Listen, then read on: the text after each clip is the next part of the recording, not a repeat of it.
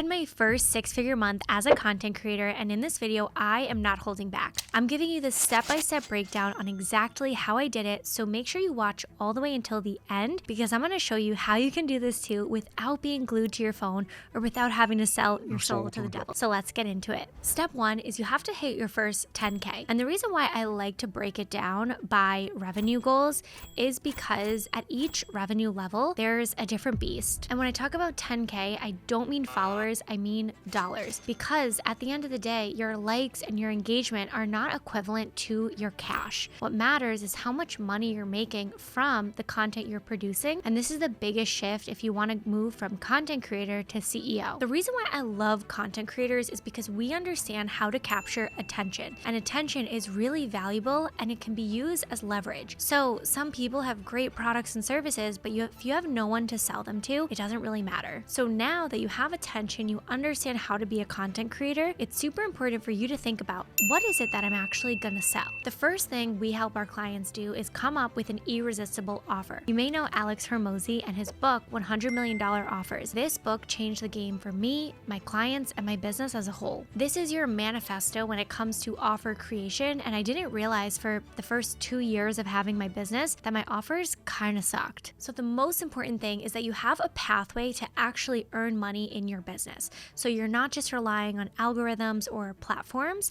Instead, you have your own product or service that you can sell and you can monetize as a creator with something that's your own, like a digital download, an online course, a social media management package, an agency. The reason why we really start there is because that is the foundation of your business. And once you're at that 10K a month mark, we can go into step 2, which is 20 to 30K. At this point in the game, you have a proven offer. If you've been able to sell 10 or 20K worth of stuff, that means your offer is good, people like it, and you're doing something right. So the way you do more is by having more inputs, because your inputs equal your outputs. Now, it's not always a perfect equation, but if you want more leads or more people to buy your stuff, you need to be having more sales conversations. So the same way you sold up to 10K, up to 20K, you need to just crank it up a notch. So if you're at that mark where you're trying to scale up to 30K, I encourage you to think about what is the process that I use to get to 10K, to get to 20K, and what about that process works, and what about that process do I need to leave behind? And a big piece of this is being disciplined. How can you be disciplined to do the things you know you need to do? And maybe you're like me, sometimes you procrastinate. But the truth is, sometimes when you're procrastinating, you're actually holding yourself back and leaving a lot of money on the table. Step 3 is growing from 30 to 50K a month. And this gets really interesting. At this point in my business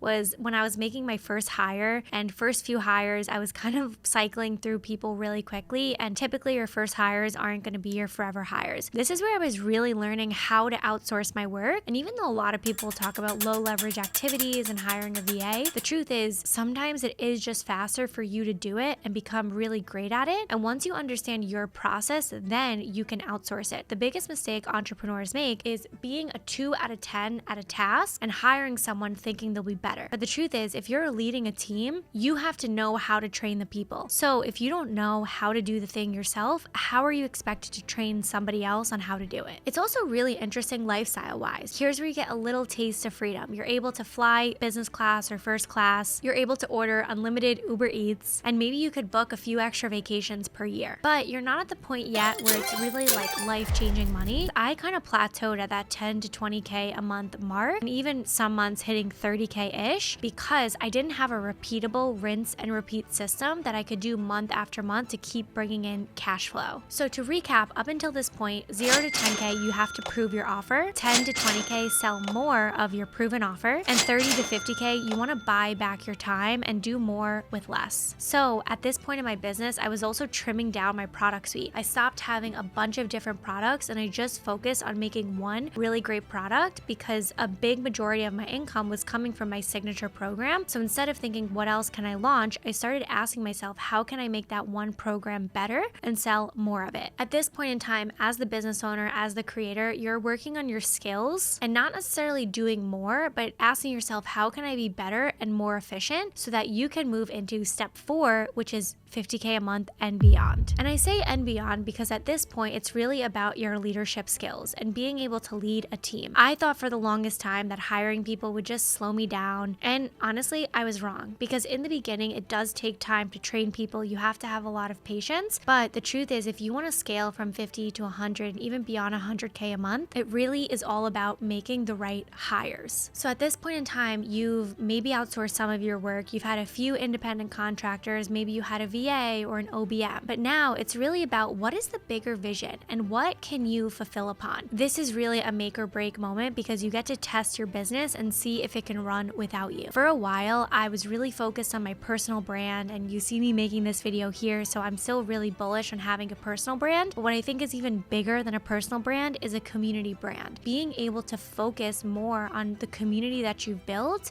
and letting your community build your products and your offers for you. So this was a big shift I made when I was trying to scale beyond 30K a month to that 50, 60, and beyond, now hitting our first 100K a month in August. When you have a clear process on how you make money, it's easy to measure it, and when something's broken, be able to fix it. So at this point in time, you have the roadmap to $100,000 a month as a content creator CEO. There are 3 big shifts that took place for me before this could really happen, and I don't see anyone talking about this online. But before we dive into that, it would mean the world to me if you could just take 30 seconds to hit that subscribe button, because right now, one of my primary goals is building my YouTube channel. Now let's get right back into the video. So the top 3 secrets that most creators are gatekeeping is 1, passive income is not so passive. Everything takes time and work. I was just talking to my partner yesterday and I said, I love how long we waited to date each other. We were friends for 6 or 7 years before we started dating. And I said, the best things in life always take time. And looking back on my business didn't scale overnight.